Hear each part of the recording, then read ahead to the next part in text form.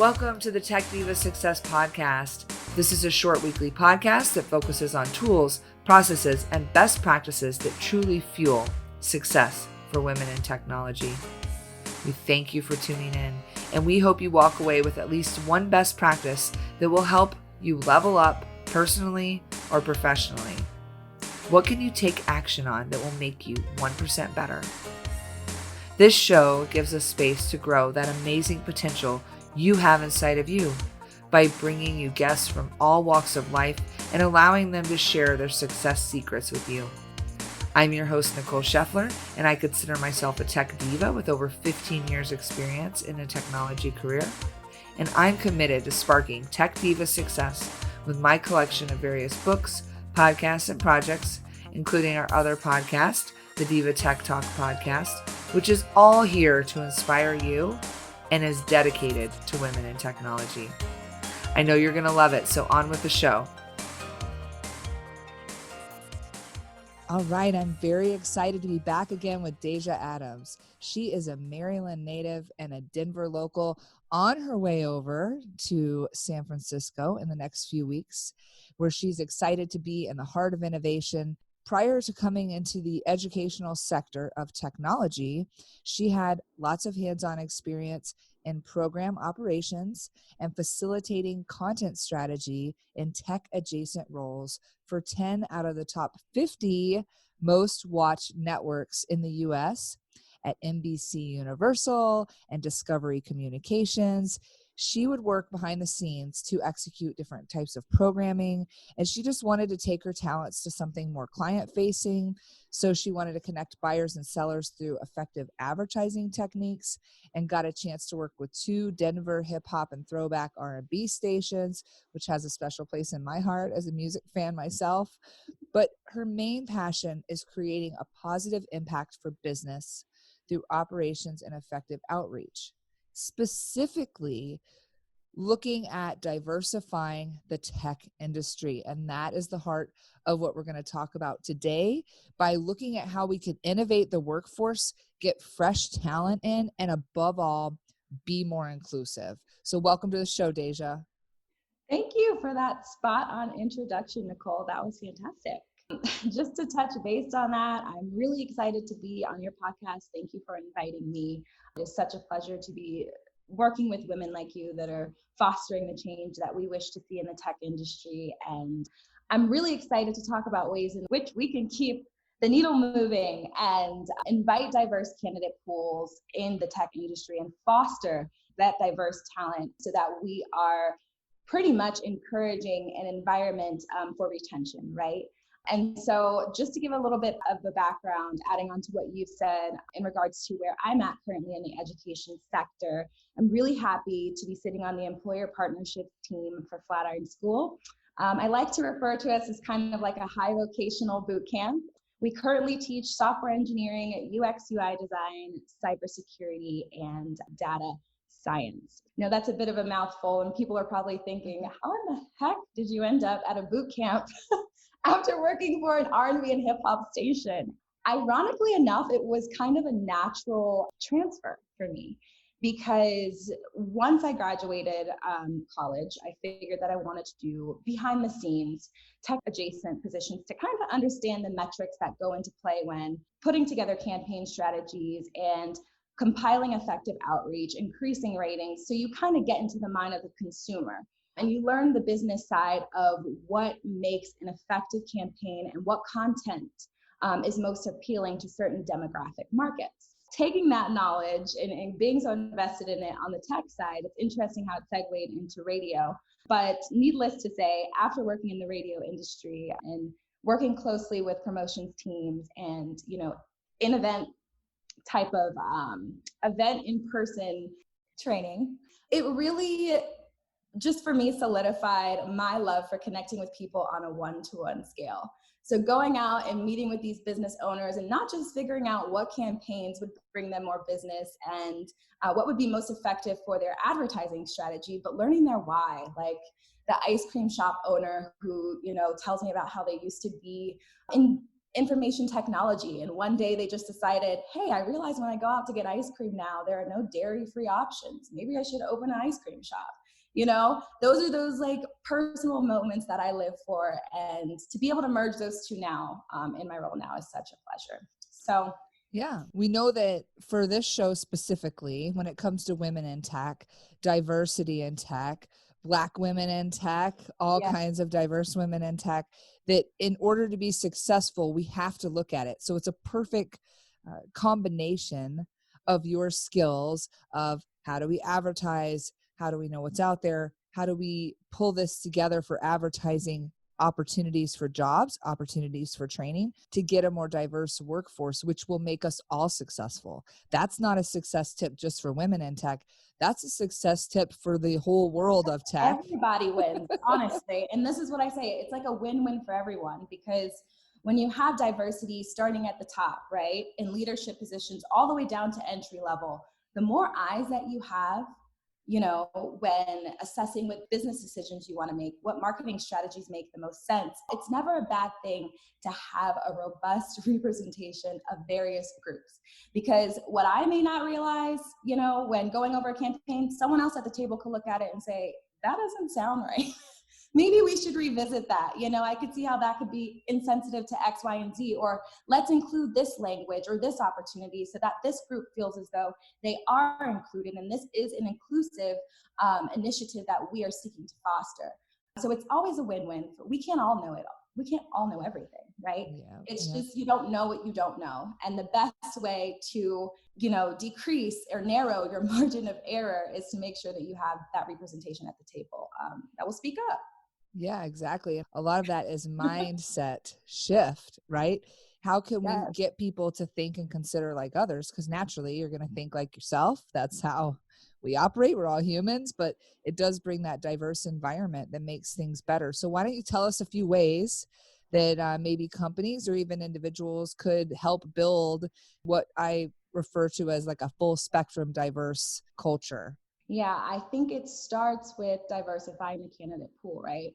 Because if you're diversifying the candidate pool, you are already ahead of the curve in that you're fostering a pipeline of continuous talent that hopefully, right, will allow leadership opportunities, opportunities for mentorship. I know that when I started off in the industry and being at Discovery Communications, I really loved that we had such a broad spectrum of representation across our management group.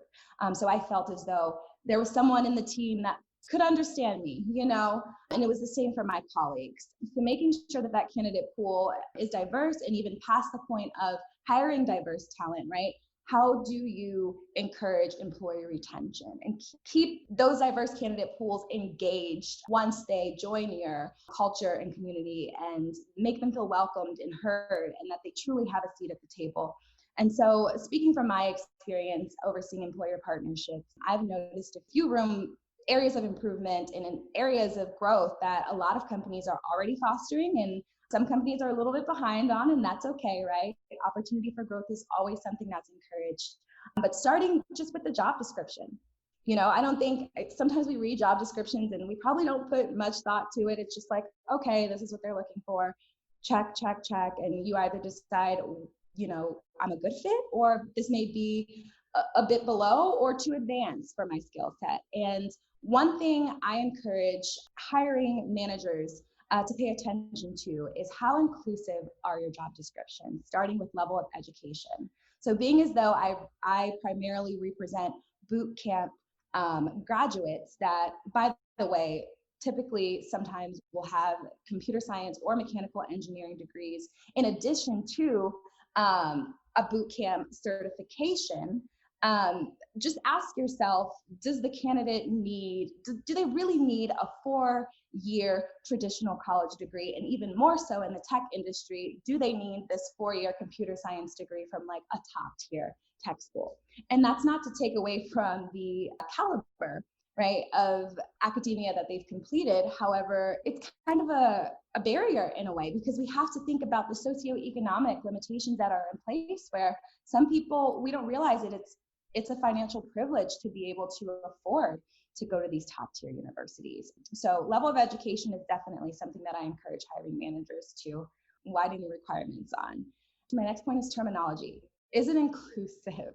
And this could be really simple jargon used, or where we could be talking about very limiting descriptions, some type of terminology that you've seen in a tech role that hasn't been the most inclusive. Even the pronouns is an example, right? Yeah, Pronouns are an easy way in a job description. Instead of saying he or he, she, you could say they or this person, or things that are not gender specific, especially in tech roles, is one example.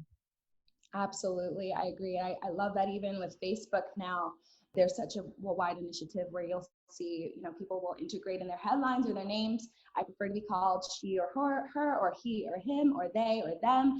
And it's just beautiful to see that we are being more receptive to the ways in which people have the right to determine how they want to be referred. And that starts definitely with deconstructing the traditional job descriptions and including that. So that was a great example. To foster off from that requirement, what is an actual necessity and what is more so like, okay, that's a nice to have.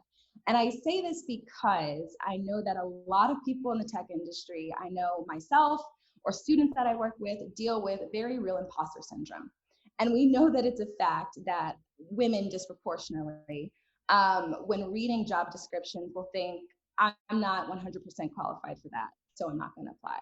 Where, and this is statistically proven, most men are going to go for it and still apply, even if they have 50 to 60% of the skill set, right? And that's the mindset I think that all of us should have. We should all go for whichever job opportunity is out there, regardless of whether or not we feel like we fit the entire list of requirements. So I think definitely calling out what is an actual necessity and what is more so a key bonus would help broaden that diverse candidate pool that we'd like to encourage, right? And we kind of wouldn't make other underrepresented groups feel as though they're not qualified for the position. So that's definitely a change that I would love to see.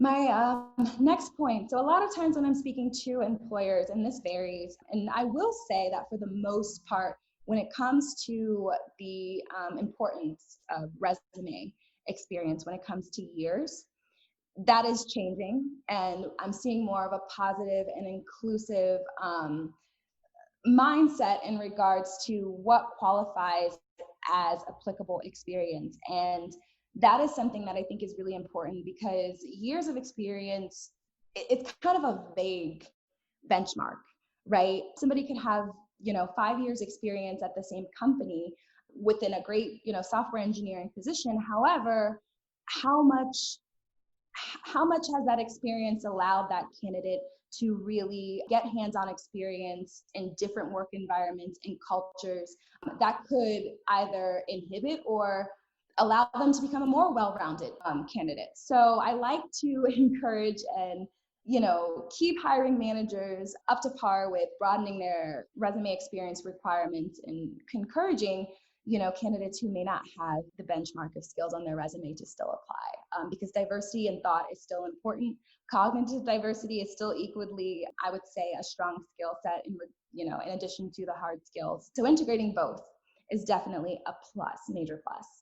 Next is hiring strategies. So specifically in tech, we all know that the bulk of new talent a lot of times can come from referrals. And that is not a bad thing, right? Because when you know that your employee is saying, hey, X, Y, and Z candidate is really great for this role. I work with them at X, Y, and Z company. I have X, Y, and Z metrics or experience or referrals or whatever the case may be to provide to the hiring manager. It's limiting in that what if the employers that are essentially providing the referrals are only referring talent that is maybe beknownst or unbeknownst to them, limited to a certain demographic pool.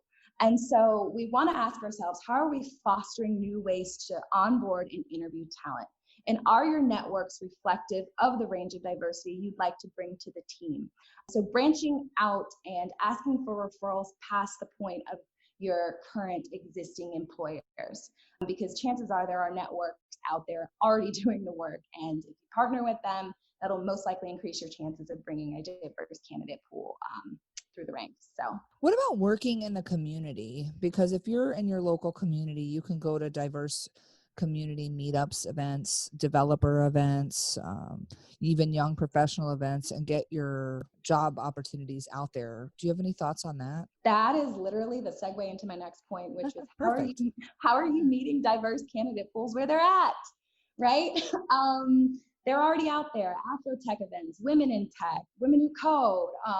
There are so many initiatives in place, and I think getting out there in the community, fostering and partnering with those organizations that are, ramping up on virtual recruiting events, which we're seeing a ton of right now, especially during COVID, will help, I think, hiring teams get in front of the right people. So, tech companies seeking candidates from specific, universities and or years of experience without taking into account the other non-traditional organizations or boot camps that are in place that are, in the community, fostering these meet and greet events to make sure that these underrepresented groups are being presented to hiring managers that make the decisions in the tech industry. We just got to get out there and ask ourselves, how are we meeting them where they're at? Because most likely they're not going to be in those traditional rooms and spaces that we're used to finding talent in the tech industry.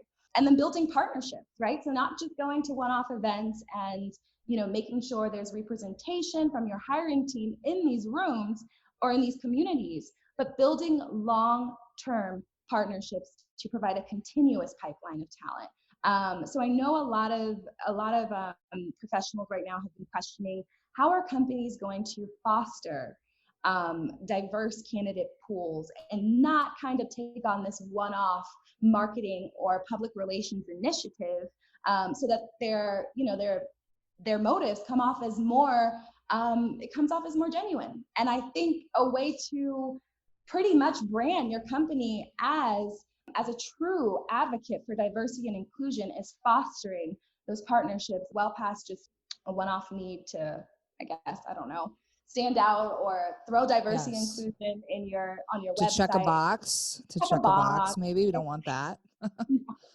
Exactly. So a lot of what you've talked about has to do with employers' decisions to look at how they post positions, look at how they recruit for positions. But what advice do you have for an individual contributor, a woman in tech perhaps, or someone within their company who wants an ally, maybe, who wants to push these things for their company? And should they go to HR and question like that? Should they bring some of the local organizations to HR and say, hey, have we worked with Girls Who Code or Black Girls Code or, these different groups? What can an individual do with their hiring department to help influence this change that we need to happen? I think there's no one size fits all approach, right?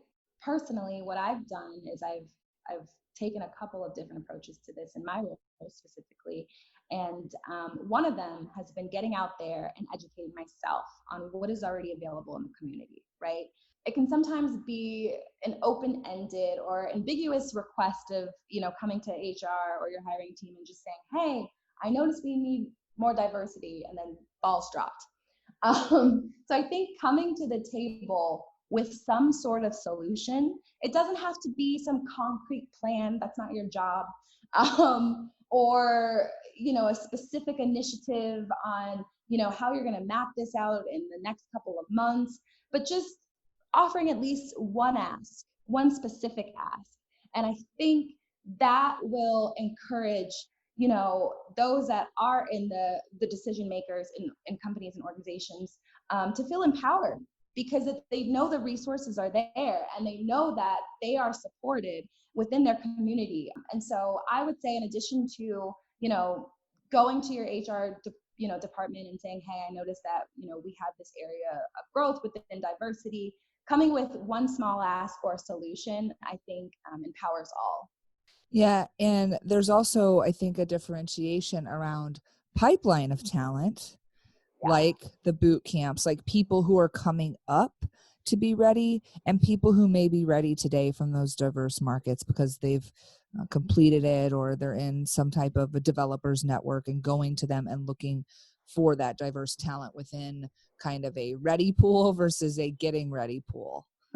Yeah, there are, self-taught coders that are actively, engaging in hackathon communities. Yes.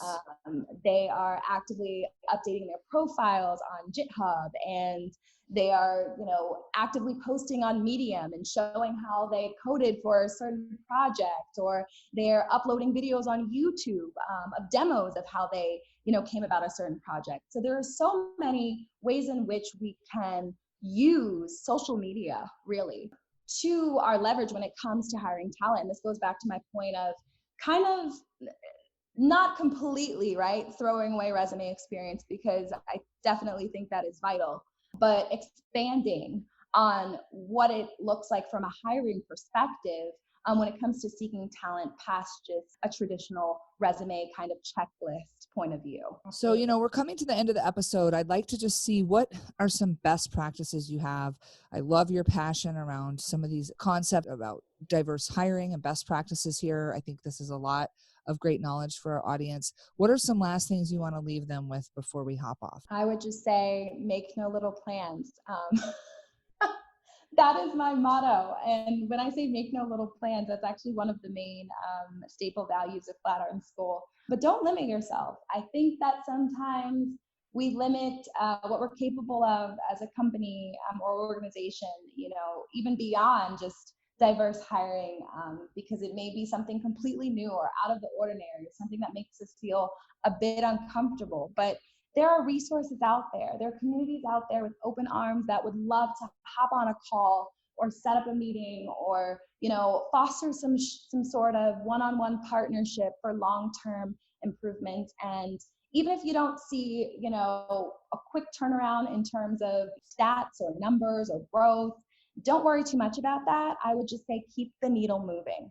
Always keep the needle moving, and keep your ears and your eyes open to new ideas always, and starting with leveraging, like I said, the resources that are right there in your backyard, in your community, because when we all come together, I think it's a win-win for all. So I'm hoping we can foster the change that we wish to see by partnering together. So. Well, that's absolutely fantastic, and a great use of that LinkedIn network. Yes. Well, Yes. speaking of LinkedIn, this has been a great interview with Deja Adams from the Flatiron School. We'll definitely post some more information about that. But if people want to reach out to you for more information on the school, or just to continue the conversation on best practices for diverse hiring, where can they reach you? They can reach me on LinkedIn. It's Deja Adams, Nadeja, last name Adams. And I'm currently in the midst of setting up interviews for our virtual recruiting event. And this is really a year-long thing. So if you'd like to talk to me more about diversity hiring and how to get your diversity candidate pool launched, I am all ears and I'm ready to chat with you. Thank you so much for coming on the show. It's always a pleasure to talk to you and to meet new people making a difference like you. So thanks again. Thank you so much, Nicole. Thank you again for listening. And we really hope this sparked something in you that you can use to manifest more success in your life. Please give us a rating or review. We would love to see how this show has inspired you. You can also connect with Tech Diva Success on Twitter, Insta, and Facebook. We're very easy to find under that name, and we hope this episode was fire for you.